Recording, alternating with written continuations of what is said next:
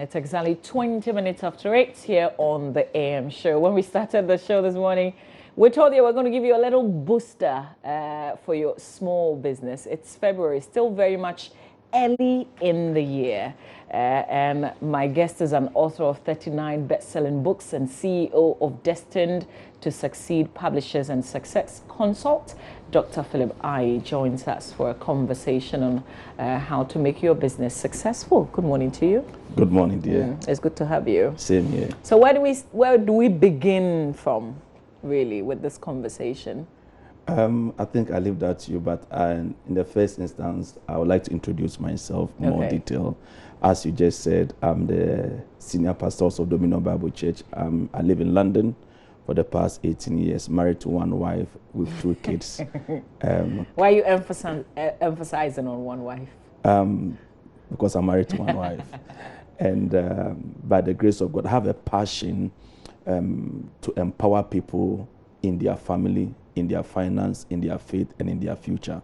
I believe so strongly that God wants a better life for all of us. And for the past 5 years, I have been on a revolution. And the revolution is to help small, medium enterprises to grow. And I believe so strongly that if our nation, Ghana, is going to grow and become a better nation, that entrepreneurship must be in the core of the agenda of the development of the nation. So probably this is my brief introduction for this morning. Wonderful. Yeah. So do you have a good appreciation of how small businesses operate and how they succeed in Ghana? Yes, I believe that the average Ghanaian has an entrepreneurial spirit in them.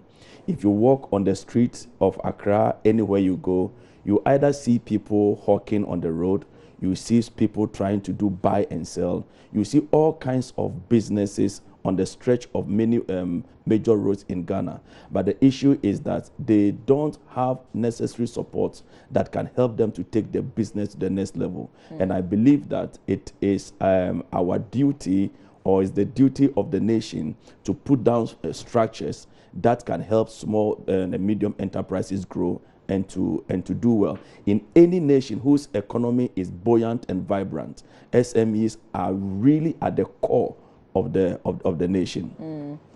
So I see you're pushing the agenda of entrepreneurship, but can anybody at all own a business or start a business? Yes, I believe so strongly that once you have a gift in the inside of you, once you have a talent in the inside of you, once you have an experience, once you have an education, once you have a skill, it can be packaged into a business. So therefore, I believe so strongly that in the inside of every individual, there is a business in you. But the issue is that, do you know how to turn those ideas into a business? And that is why I have several materials and periodicals on how somebody can successfully harness the gifts, the ideas in them to become a profitable business. So therefore, I believe that inside everyone, there is a gift of running a business. Okay. Yeah. So let's use the example that you used earlier. Those who are hawking, how else can they expand the small business that you're doing? One of the things that they need to do is that you don't know how to do business until you learn how to do business. Many people are doing business by try and error. But I believe that if you want to take your business to the next level, you need some strategy, you need some coaching, you need some principles to apply to your business to give you the desired profit that you are looking for. And many of these people on the road, they think that the business is just the buying and selling, but business is more than that. There are several things that must be involved in the running of your business so that for you to have the maximum profit you are looking for. So those people on the street, they need education. They need a platform where they will be taught. They need a platform where they will be empowered to restructure their business so that it can last and they can have maximum profit. If you're selling in traffic, and that's your business, are you going to grow in traffic? No, I believe that can be a starting point to generate a capital to invest in your business. In fact, there's what we call business diversification. You start small, you start with various small business here and there.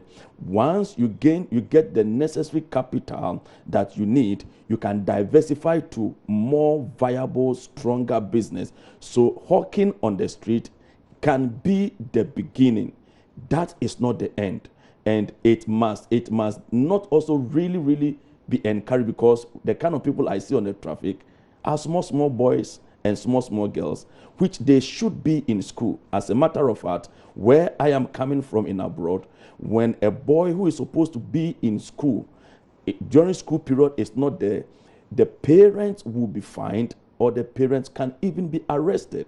So I believe so strongly that we need to do a lot of restructuring in our country to foster entrepreneurship and also to help people. So I think that the hawking on the street is just the beginning. Getting a loan and starting a business or maintaining the business is one of the very difficult things. Not everybody can afford to do that. Yes. So funding is an issue, basically. Yes, but many people think that raising capital for their business is just by going to the bank. There are many people, they don't have no collateral. As a matter of fact, in abroad, they don't have no credit. Nobody will even give them a chewing gum on a credit. Even if they say we'll break half and give the half to as a collateral, they will still not be accepted. But there are various sources, there are various ways somebody can raise a capital for his business. In fact, I have a model that I teach, how to raise capital for your business without the bank. There are about 15 different sources that an individual can access funding for their business without the bank. Number one, it can start with your savings. Now, every money that you receive, 10% must go into tithing, 10% must go into savings and investment, and then you leave on the 80%. So one of the ways a person can generate capital for your bank is savings within a period of time. The second way somebody can also generate capital for the business without the bank can be through friends and family. You can share your vision with a friend, you can share your vision with a family. I had a conversation with a 31-year-old multi-million CEO here in Ghana. How did he get the funding? He told me that friends and family believed in his vision and then also invested in the vision. You can also raise capital for your business by asset sale. When you are sure that the business can fly, the business can do very well, and that is why everybody must acquire assets. The problem is that we acquire liabilities instead of assets. A liability, as Robert Kiyosaki said, is anything that takes money out of your pocket, and then an asset is anything that brings money into your pocket. I can see a young man or a young woman trying to start a business having 5 expensive phones. Each one of them is about 1,500 Ghana cedis, and that is a capital to start a business there. I mean, straight away.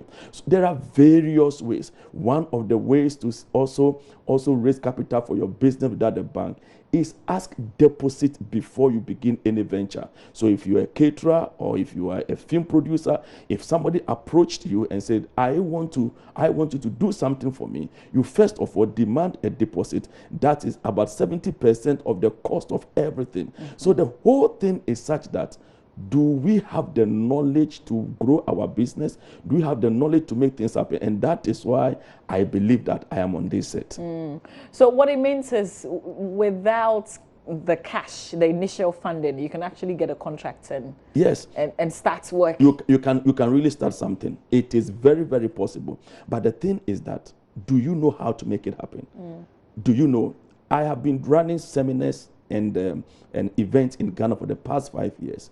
A gentleman just said to me that I teach about 30 business you can start with little or no money. And one of the business I mentioned was cleaning. The guy was in the seminar, and then he said, oh, I have a desire to start a cleaning business. As I speak to the glory of God, the gentleman has started his cleaning business and it's working.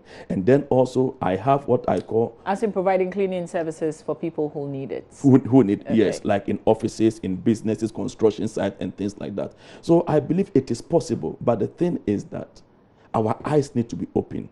The thing is that we need to be empowered. Is it spiritual? It is not spiritual. It is, should I say, yes, could be. Yes or no? Okay. But you should know how to make it happen. Like for me, for instance, as a pastor, I have several businesses that I run. It just comes by inspiration like that. So, private businesses. Private business that I Okay. run.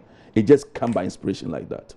And for me, I believe that if anybody is going to have financial independence and liberty, it is not by working for people.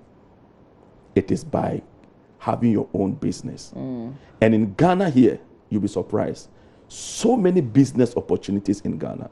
Anytime I'm coming, the cabin I fly in, you see a lot of white people. One day I engaged a man and I said, why are you going to Ghana? Are you on holiday? He said, no. I said, then what is your purpose in my country? He said, I'm going for business trip, not once, not twice. And they are making every effort to come and establish here. Then I'm asking myself, what are the indigenous doing? What are these people seeing that we cannot see? You know, because many people are sitting on gold, but they are dying abject poverty. Yeah. And I believe that this is our country. There are so much opportunities here. So with businesses that you run, have you failed before? Yes, several times. Yeah. Yes, several times. And one of the reasons why I failed was because I didn't think through the process very well. And many people get business idea and they are excited about the idea and they want to start the idea now. And so I've learned over the years that once I get a business idea, I don't start the business. I research into the business. I find out how the business is run. I find out the pros and cons of the business. Would the business fly? I get the necessary information before I start. But many people lead their life on zeal, but not on knowledge. And so anything you are going to excel in, you need to be informed in the thing. So I failed because I was too zealous without knowledge. Okay. It's interesting that you're coming from the church Yes. and you're talking business. Yes. Because sometimes it's almost like a taboo. No, why are you looking for too much money? No, because I believe so strongly that the church must be relevant to the development of our nation. I am so much passionate, especially about Africa and entrepreneurship. Why is it that we have so much natural resources? We are rich in natural resources, but it looks like we are poor. Why is it like that? And I believe that Africa is so religious. I believe that the normal African has an iota of the fear of God in him. Some way, somehow, they might have gone to church, either Presby or Methodist or Catholic. Some way, somehow. So therefore, the church becomes the platform in pushing entrepreneurship. I believe so strongly that if we are boasting of 5,000 membership church, 10,000 membership church, 15,000 membership church, and the people in the church are broke, something is wrong. Because church is not just about shouting, church is not just about making noise, it's about giving somebody principles on a Sunday morning that they can apply Monday to Saturday. Then they come back on a Sunday morning to get another principle. So I believe so strongly that the personal development and the productivity of the nation, I believe the church has a responsibility to play in there. And I'm sure that's why you're putting together this summit that's coming up. Tell us about it. Well, this is the ultimate, I call the ultimate Christian Personal Development Summit for business owners, for achievers, for pastors and leaders. I believe so strongly that everybody has to be productive in life. Your business must be productive. If you're a pastor, your church must be productive. Your individual life must be productive. There are many people in life, they are the same yesterday. Today too, they are the same. And if Jesus does not come, they'll be the same forever. There is nothing productive about their life. And so this particular summit, which is coming on Thursday, the 23rd of February, through to Sunday, the 26th of February, we are going to provide innovative strategies that can help people to be productive in every area of their life. And this time around, we have the morning session and the evening sessions, and I'm sure that probably my numbers and our details will be on the screen. The morning session is like a workshop. I'm going to be talking about 14 signs that shows that it is time to quit your job. I'm going to be talking about the 30... What's the first sign? Sorry. Just the first one. The first sign is that the fulfillment to go to work is no more there. You drag yourself to go. Okay. That's the first sign. Okay. There are 14 different signs. All right. Thank you for giving me one. I'll reflect on it. The third thing will be shared during the conference. Sure. So, and I'll also be talking about, of course, how you can generate capital for your business. I'm going to be talking about how to stay out of debt before you quit your job. I'm also going to be talking about how to grow a profitable business within 90 days. And every one of them is going to be in the morning session. How to grow a profitable business within 90 days. Yes, please. That's like 3 months. Yes, please. Wow. And it's very possible if you have the right models. And one of the things I want to say is that if you want to continually to be broke, put on your employer cap. Anybody who is always seeking for a job would definitely be broke, because you become a slave to salary. Your job has not been designed to make you rich. In fact, what jobs gives you is just over broke. So you'll be living a life which is just over broke. In fact, if you buy ice cream in this hot weather, your financial kingdom will suffer violence. And there are many people, I'm telling you, when they receive their salary for the month, within 6 hours, the money is finished. And now they have to wait another 27 days to be paid again. Imagine when it's January. Can you imagine? And after people have spent all their money in December. So I'm going to have this workshop. I call it the Business and Leadership Clinic. Okay. Now, it's for anyone who wants to grow a successful business. You need to be there. Okay. And then the evenings, there is a registration for the morning session, but the evening session is entirely free. Okay. The evening session is going to be motivational. It's going to be inspirational. So I believe so strongly that people that come to this event, their lives will never ever be the same again. It's going to be 4 days of intensive teaching, intensive empowerment to take people's life to the next level. All right, where's the venue? The venue is going to be at Sun Lodge Hotel. It's off the Achimota Circle Road, and it's in Tesano. That's where the venue is going to be at. And I don't know if I'm allowed to give my telephone. You can give a telephone number. So okay, I'll give 3 telephone numbers. The first one is 026 216 1181. 026 216 1181. The other number is 054 054 3551. 054 054 3551. And then the last number is 026 220 1248. 026 220 1248. Now, any of these 3 numbers, what you can do is to text your full name, WhatsApp, or call, and then somebody will definitely get back to you with all the information. And as a matter of fact, I'm also going to be available. If you call any of the numbers, you'll be able to reach me immediately after this program. Okay. If you want counseling for your business and stuff like that, we'll be able to help you out. Okay. My final question. Please. Is church business? Yes and no. That's confusing. Yes. It's a business and it's not a business. It's a business because we are in the business of winning souls. We are in the business of developing people. We are in the business of adding value to people. We are in the business of bettering a nation. And when people think that church is a business, what actually they are subconsciously trying to say is that profit, we are trying to. However, I believe that if we are doing church, we must have profit. Why must we have profit? So that we can help the poor, so that we can build schools, so that we can help the needy. But look at all the schools around. Mm-hmm. They're all the Orthodox churches. Yes. So really, the charismatics are coming of age. And that is why people like Central and Pentecost, Methodist, and other people are building schools and university. So church is a business and it's not a business. And maybe a pastor is watching me. If you don't run your church as a business, your church cannot grow. There must be structures. There must be principles. There must be organizational procedures within the church so that the church can grow. So church is a business and it's not a business. Once church is a business, forget about not a business, then you have to begin to pay taxes as well. Yes, like because we are not trading in physical cash. Can I say something to you? Anybody that adds value to the lives of people, that educates people, empower people, will have financial returns. But we are not directly involved in buying and selling. I'm sure we can have a longer conversation sometime soon. I want to talk about the poor people inside the church. The poor people in the Jesus church. said, the people who come to church hungry, they're broke, but they come to church every Sunday. Yes. Unfortunately, I'm not sure we have the time to talk about Oh that. my yeah, goodness. but you can quickly say something if you you are want stepping to. on dangerous toes now. Jesus said, the poor you always have. We are poor because we've made ourselves poor. Yeah? Yes. Okay.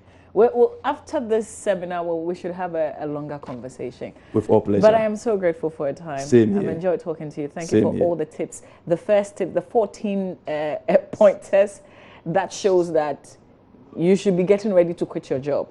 The first one, if the passion is gone. The passion is gone. If the passion is you gone, drag yourself with pain to go to work. to go to work. Yeah. You realize that you wake up in the morning and it's like, it's not that you are being lazy, Yeah. but you realize that this pain, Can